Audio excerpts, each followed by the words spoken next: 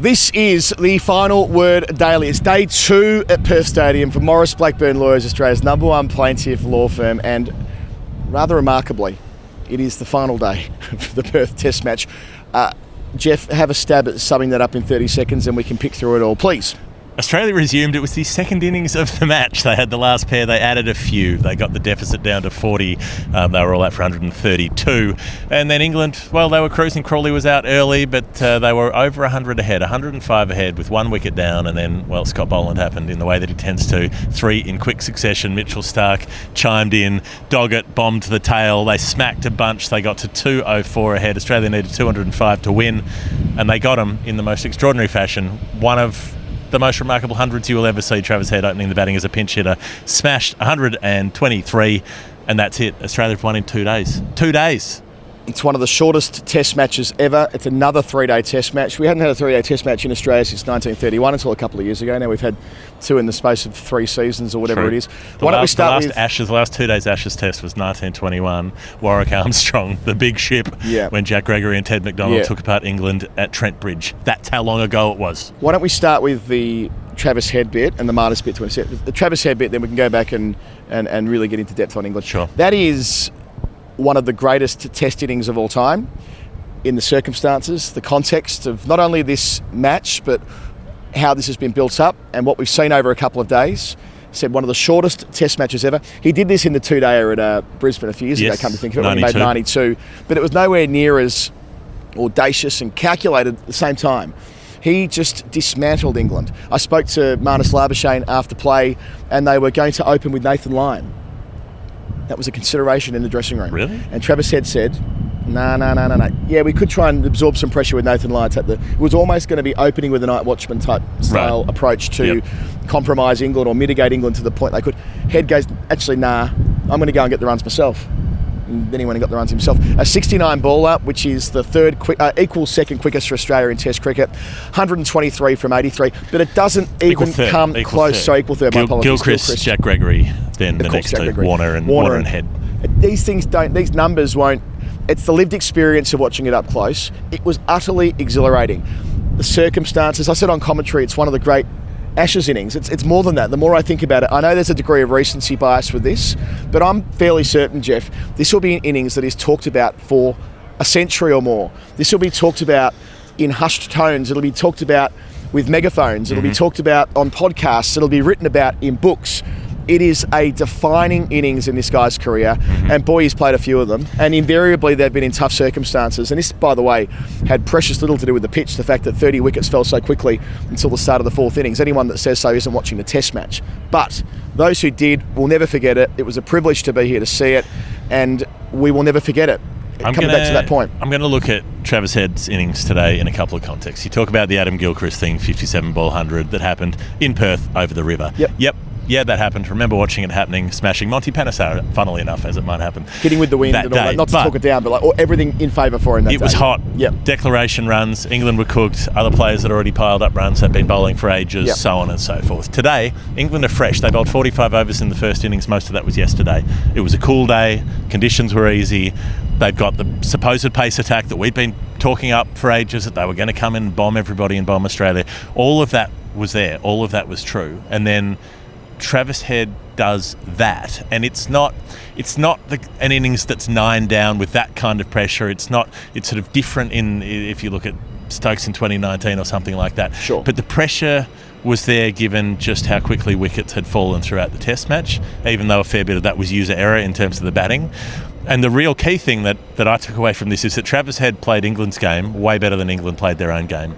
They played a daft game today. They battered themselves out of the Test match, and we'll come back to them in more detail, as you say. But he did what they were trying to do and failed to do, and he did it successfully. Yeah, look, I mean, this innings wouldn't have been out of place in the highest levels of T20 cricket, except it's in the cauldron of the Ashes. When England beginning that 4th innings with 205 to play with, it needed the biggest score in the Test match, the biggest team score to win. That very rarely happens. Actually happened in the World Test Championship final.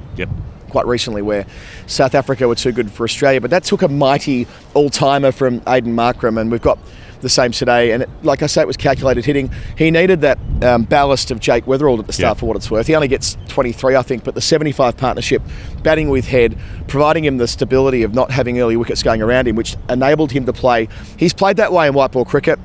And to an extent, he's played that way in red ball cricket. But no one thinks of the World Test Championship Final 100, which was another stonking innings, in quite that way. He was striking then at, roughly a runner ball or maybe a strike rate of 90-odd. Today, he struck at 150. Again, in circumstances where most anticipated Ashes series in 20 years, people around the world may not quite agree, and I appreciate that, but this remains by some margin the thing that defines Australian Test cricketers more than any other, and probably always will, whether you like it or not, whether you agree with it or not. There's something about the history of this series which hits different for these players, and they know it. They know this is what defines their legacies. To do it not with that baggage, but with that knowledge, with that assurance that what he did in that innings could... I haven't had a chance to talk to him yet. I saw him very briefly after play. I'm looking forward to interviewing him tomorrow and putting it to him. Like, how does it feel knowing you've played one of the greatest innings in the history of a format that's been going for 148 years? And these are remarkable things. And again, I know there's recency bias, but I am certain this will stack up. I am certain when we look back at this in a month or a year or a decade, this innings will be there right with all the others that we've had the privilege of seeing, like Stokes at Headingley in 2019. But it sits there as far as what Travis Head's done with the first test of the previous Ashes trip to Australia, where he also makes the defining 100. Oh, no, when England also have a strong position, and he's the one who comes out and makes 100 in that series. So he's already defined himself as an Ashes player, as a definitional Ashes player. Sure. That 100 there, the 100 in Hobart on the day night, in the day night pitch when again Australia were 3 for not many and the ball was doing plenty and all the rest of it. So he's done that couple of times already. He almost did this at Headingley. This is the innings that he nearly played at Headingley when he made 23. The 77, was it? And went after it and didn't quite push it. Needed to add that extra 40 or 50 runs that might have made all the difference there. And he and Stokes were going head to head in terms of how much they could attack the ball. And then today is when he finished what he didn't quite finish in Leeds last time around. It's the way he was going leg side of the ball, and I know he does that kind of anyway, that's his natural technique, but like exaggerating how far leg side he was going. He was doing things that you're not really permitted to do, but he was seeing it so well, and he's such a precociously talented cricketer. His hand-eye is out of control. How about that, I don't know, would you call it a slap shot that he played over long on for 6? I mean, we were mouthing the one of Archer. We were mouthing. We're like, how on earth is he entitled to play? You're not entitled to play that shot. No. Like, there's probably 5 people on the planet who can play that shot to that ball, and it just happens to be that he's one of them, and he executed it to utter perfection. His 4th and final 6, as it turned out. But the way that he absolutely mowed it, he was going at like roughly a runner ball, and he was playing broadly conventionally, but from sort of, let's call it 25 to 123 when he was dismissed, a solid 100 runs there. This was outlandish. It was supreme. It was complete confidence in his ability, and it was at the end of a year where, for Australia at least, he hasn't really done an awful lot at Test level. A couple of half centuries in a low-scoring game at Bridgetown to one side. It's been about a year since he did one of these things at Adelaide last year, 140 and 140 balls, which felt like... And he's looked not quite right, not quite comfortable in the white ball stuff over the last few weeks, where he was sort of, he'd make a 20 or so and he'd slap a few and it just wouldn't quite come off for him. And today was the day he just kept going and kept going. 50 off 37 balls. Even at that point you go, well, I've seen something special in an Ashes context. And bear in mind, all of this has happened because the team's been turned upside down again with Khawaja not able to open for the second innings running, having to go off the field while fielding for the second innings running, having looked ropey in the slips for the second innings running, all of the stuff about the back spasms he's been having. He's looked like an old player, and it always seems silly that you're talking about players in their 30s as old, but in cricketing terms, he's never looked older on a field than he has during this match. When he's been injured, he's been hampered. He juggled the catch in the first innings, managed to hang on to it, dropped the one off Jamie Smith today, and then couldn't open. And in Australia's first innings, that did seem to throw them off. They weren't expecting that, and they had to shift things around, and Smith's facing the third ball of the innings. And today, fortuitously or otherwise, they managed to turn it into a position of advantage that Head was able to come out and do that thing that he's done in Asian tests before, where he's pinch hit it as an opener and did it to such extraordinary effect. Yeah, look, I'd love to see Usman Khawaja find a way back to something nearing the peak of his powers. I'd love him to return to full fitness before Brisbane and prove his fitness and make a score there. He's had a really interesting test career. The second half of it's been quite exceptional for most of it, but he has deteriorated as a cricketer, and that's sad because you don't want to see that at the end of a really excellent career. You don't want to see players deteriorate in this way. And look, he's only sort of 6 or 7 tests away from a double century, albeit in radically different circumstances to this. I think what's more likely, though, is that we're heading towards tough decision time. Travis Head's just done that. Does that mean... no one was advocating that Travis Head should be Australia's senior opener until 3 hours ago. But, now that he's left this psychological blow on England, pink ball test match where you can assume that the test will move quickly again at the Gabba. Yep. Do they, dance with the one that brung them today and go, Travis, you're opening, which prompts a recalibration, a far more detailed recalibration, which may well see Khawaja out of the side. I don't know. It's too early to know. It's an 8-day break, or maybe a 9-day break, actually, come to think of it.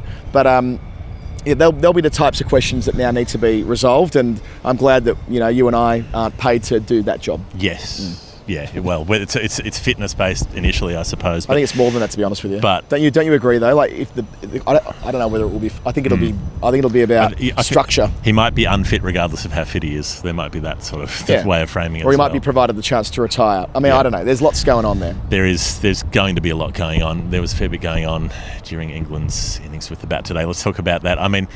And I don't want to take away from Australia's bowling. Scott Boland in particular was terrific. I was thinking of him, I was describing him when I was writing as like a circling shark today. He just got a bit closer and a bit closer. They were trying to attack him at first, and then he managed to become more and more like the Scott Boland we've seen before.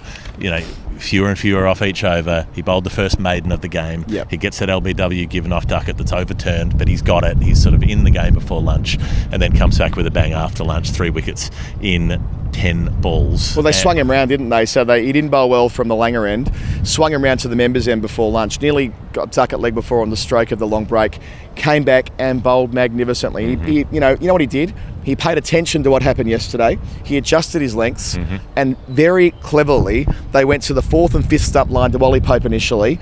They have done what teams occasionally have done to England and provided them with trickier balls to play on their terms. And what do you know? A smart, experienced, savvy seamer gets the rewards, 4 wickets. But Duckett gets a good one. He actually took his weight out of the hands, Duckett. Like I feel that of all of them, Duckett's perhaps the least culpable. But and the catch nearly died on its way to sleep, but not quite. He didn't do much wrong with it. That was fine. But I tell you what, you can't make the same excuse for Ollie Pope. He nearly got the amount of times he was nearly out in the channel outside the line of the off stump, playing at balls, driving with hard hands at balls on the up. The degree of difficulty, the risk-reward rubric. It's as though he just made his mind up that he was going to try and drive at literally everything, and eventually it was his undoing. He played and missed, 15 balls today. And you're allowed to play and miss. That's part of the game. I get that playing and missing is part of being a top order player. But this wasn't like playing and missing balls he had to play. No. This was him making a strategic decision to try and drive as many boundaries as he could. And it was very few. But it wasn't that track. This wasn't. I assure you, this wasn't a ball's got your number on it pitch. No. It just wasn't that. It might look like it on the scorecards, but as Travis said, Marnus, who made an excellent 50 not out, by the way, who haven't mentioned Marnus yet, in a 117-run union with Travis Head before he fell late for 123. But Boland worked over Pope. Boland worked over Pope, and Pope's dismissal brought a collapse of 3 for none. Yes. Could have been 4 for none if Khawaja didn't drop Smith on 0. Exactly. 3 for none. Brook driving on the up before he played like his 3rd ball. Another poor dismissal. Horrible shot. Root chops on. It's far from ideal, but he's got that. He's got the same ball. We'll go back. You've got to look at this sequence of play. Yeah, absolutely. Pope, who was dreadful through much of the first innings and was lucky to still much of the first session, lucky to still be there at lunch, plays that big drive after lunch and edges it. Brook, who is Root and Brook, that's the real quiz. That's how I put it at the time. They are the ones who matter, and Brook goes on the up, slashes away. Crawley, we didn't even mention earlier, and probably Mitchell Starc's catch could be more Hall of Fame right now. But got him going. But on the up again, pushing on the up, that leading edge that goes back, and then Joe Root, who has faced Mitchell Starc for 15 years, goes, left arm, quick angled across me. I think I'll try to slash that through cover point, and bottom edges it onto his stumps. For 8 from 11 balls. It was just self-destructive in the most extraordinary way. Stokes got a good ball from Mitchell Starc that he edges, and then you have the usual stuff down the order. Australia bomb them, they slap away, and sure, they make a few. Atkinson and Cast make a few, but it was always going to be short-lived. It was like, okay, great, you've made 30. It's possible, like your Gus Atkinson, you've got a test 100 already. You could make more than 30. trying to pump the ball into the stands. You could try to play differently in this way. They're not prepared to do that. England destroyed themselves again. They're 105 in front with 9 wickets in hand, and they end up setting 204. And I think this is more embarrassing than the really bad England teams who came out here in the past and got beaten badly, because this is a team that isn't that bad in terms of the quality of their personnel. They've got players who are good enough to do so much better, and they just played like they don't give a shit. They just played like there was no thought going into it, especially the second innings. Having managed to salvage the lead from the first, they chucked it away again. And I mean, the people who follow that team upstairs are furious and bewildered and confused because they're going, what's the point of this England side if they're not willing to actually try? Doesn't get any worse than this. I mean, really, 105 ahead, 1 wicket down in the second dig. Australia on the rack, a partnership of 64 that are built. I know that Duckett gets a good one, but it's what follows. It's the Pope dismissal to open it up and Brook following thereafter. And you've already touched on what happened with Ben Stokes getting a good one. How about the Stokes ball from Starc landing on the same point of the pitch yesterday and today? One moved marginally one way, one moved marginally the other. Mitchell Starc, what a test match. I'm not sure if it was Starc or Head who was player of the match. It should have been shared. They've done that a couple of times in Test cricket where they've split the player of the match. This was an example of this could have been an example of that credibly. Match, 10-wicket match, and he was just brilliant. But the way he picks up Stokes at that moment, which left them 88 for 6, and then Smith falls shortly thereafter down the leg side. Controversial to an extent. I don't want to dwell on it. It was just actually bad third umpiring, taking so long to make the call. We all know that is the instruction third umpires have about the frame delay. Like, we know that's how it works, and the fact that he took so long. Can be a frame behind. But people say there was the frame with Labuschagne was it wasn't actually. Labuschagne's was low across the bottom of the spike looked different. The sound graph. It wasn't a spike. It was a long. It was a long flat thing, and they know that. Verbal. And what we know, we've been told this. We've been briefed by umpires. When it's one of those, it's more likely to be something else. When it's a spike, it's more likely to be ball on glove, as it was the assessment of the umpire eventually. And I think we all know that, but umpire psychiatrists took too long to get there. It was a blunt sort of spike because it was glove rather than bat, and so it just wasn't. And Smith was off the ground. He knew he hit it. He was walking off the ground. Anyway, but I digress. The 50-run stand between Carson Atkinson was actually exactly what they needed, which is quirky given it came in the middle of this chaos. However, eventually it came to an end, a catch in the deep, and it was followed by another catch in the deep and another catch in the deep, and so it goes. But I don't really blame the bowlers for trying to do anything at that juncture. I hold accountable those who are paid to find a way through, and we've been talking constantly about carefree versus careless. This was careless. They've done this to themselves. These are self-inflicted wounds. They have opened the game up back to Australia. They have been so willing over so many series now to permit teams to get back into games where they should be shut out of it. They should be drilled into the turf. England don't do that. They are not ruthless enough. They know they're not ruthless enough, and they don't change. Why don't they change? Because they think they've got the whole game licked. And you know what? Sometimes humility can go a long way. And if they can't show some humility about the way you play in Australia, about the way you play on faster, bouncier pitches, on the way you play someone like Mitchell Starc or indeed Scott Boland, this is going to be a long, long 7 weeks. They need to really think about this over the next 9 days. If I hear one England player saying we're going to double down, or triple down, or whatever it is they say, that'll be a true sign that they're fucked. I hope for their sake and the series' sake that they don't talk about doubling down, and instead they start thinking about playing this more measured and more nuanced version of the McCullum game plan that we know is available to them. The way they won at Lords this year, that was a mature, clinical, excellent win. They are capable of this, but they made a decision today to do it another way, and they found themselves 1-0 down in the test match they needed to win before we go to Brisbane. That's the thing. They've also lost the most winnable test. Cummins is back next week, believe me. Yep, exactly. The most winnable test that was likely to be available to them, and then as it turned out after the first 2 innings of the match, the most winnable test that was in front of them. They had that option in front of them. They had that possibility. They had a lead. They built on that lead, and they fucked it, and they should be embarrassed. You've lost a test in 2 days. It is embarrassing. Jeff, before we go to the Hall of Fame after our quick break, I can see again Michael Vaughan over there. We're talking about Zeus sleeps yesterday. We'll do it again today. Zeus sleeps. You're holding it here. I strapped it on last night. That's the wrong word for it, isn't it? I stuck it on last night to the bottom of my chin, and I could feel the little TENS machine tingling my tongue muscles, which got brought forward in turn, letting my tongue come forward and letting me sleep better. I slept through the night for the first time since arriving in WA. Causation, correlation, I don't care. I slept well. It suggests I wasn't snoring like a maniac. I'm all in. I'm going to tell you one thing. I fixed up the beard under the chin there, which you'll be able to see if there's a visual here, so that I can attach this tonight and see what happens. It sticks on the outside of your jaw and stimulates those muscles, like you say, which means that it's more likely to make you not snore. It doesn't work for everybody, but there's a money-back guarantee. So it works for most people. The majority of people who snore have that cause of snoring, exactly, which means that this is the thing that'll stop that. For the majority of people. And it's been tested. There are clinical trials. You can go and check them out. It's multiple clinical trials, supported. 15 years in the making, 5% off TFW 2025. That's the code. But it's in the show notes. Buy it for someone for Christmas. It's a bloody good Christmas gift. My wife is elated that this is working. We spoke this morning. She's all in. Right, Jeff, break, Hall of Fame, then we get out of here. Final Word Daily, Adam Collins, Jeff Lemon. Thanks to Maurice Blackburn Lawyers, who we so adore, our wonderful partners. I was going to say our partners in crime. Not really. They're a law firm. No. And they bring the Hall of Fame to us. Jeff, we'll whip through this today. I'm mindful we've done a lot of talking already. Gulfgate, Khawaja, I wish that would stop. You know, talk about causation, correlation. Did Khawaja stuff his back playing golf? Almost certainly not. Is it terrible timing?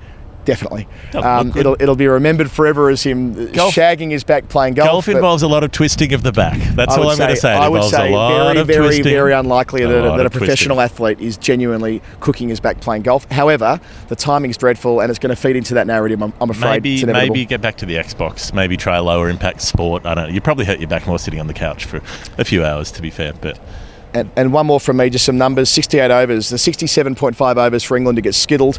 That was the first time since, Sharjah 2002, that test match with Australia-Pakistan. We might want to exclude that for a couple of reasons. You go back to 1931-32 with Australia and South Africa. And for England, batting for a shorter time than that in the test match, back to 1904. That's me done. I'm gonna lob in one that Rana pointed out, that Alistair Cook at the Gabba in 2010 batted for longer than England batted in this test match. So there's that. But we need to spend a minute or two on the Mitchell Starc catch. We have to do this before then we'll we wrap go, it up. because Zach Crawley, first over, nothing on the board. So, with 3 innings in this test match, it's happened once before in history that you've had 3 innings in a test where a side's lost a wicket without a run being on the board, but they weren't consecutive. This was consecutive. But the way that it comes back to Starc, we've seen him take some brilliant catches off his own bowling before. This one was, I think, the best of the lot, because the fullest of full stretch, his left arm way out, had to get to the other side of the pitch, just got it in his fingertips. It managed to keep his little finger under the ball. And as he fell to ground, he cleverly enough, he cocked the wrist up so that he could make sure that the ball didn't brush the ground when he, I don't know whether he was thinking of Lords at the time, I don't know whether he'd learned from that, but he made sure, they did check it on the replay, there were quite a few replays, but he made sure he kept that wrist up in the air and kept the ball away from the turf and hung on to it. It was extraordinary. Cummins took one earlier this year, somewhere away from home, I described as one of the best caught and bowls ever. This is maybe not as good as that with the slide and the pivot, but boy, and his follow through, it's brilliant. It's Mitchell Starc. His average going beneath 27 for the first time in his career as well today. I love it when old bowlers get their average going down. Starc, if he wasn't player of the match, he certainly was joint player of the match. Boland went back under 17. He went above 17 for a while today and then back under by the end. We're going to keep producing podcasts from Perth for a couple of days. We don't know what on exactly yet, but stick with us. We're here for Zeus. We're here for Maurice Blackburn Lawyers. You can find my boots at Big Boots UK in the show notes, 10% off as well. Jeff, thank you for your company. No worries. Thank you for listening to us, everybody. We will talk to you tomorrow. We'll wrap up the things that need wrapping up. We will hear from the press conferences. We're going to be with you every day. For it is a busy series still. Then we're off to Brisbane. Book launch between times. 27th of November. Bye for now. See ya.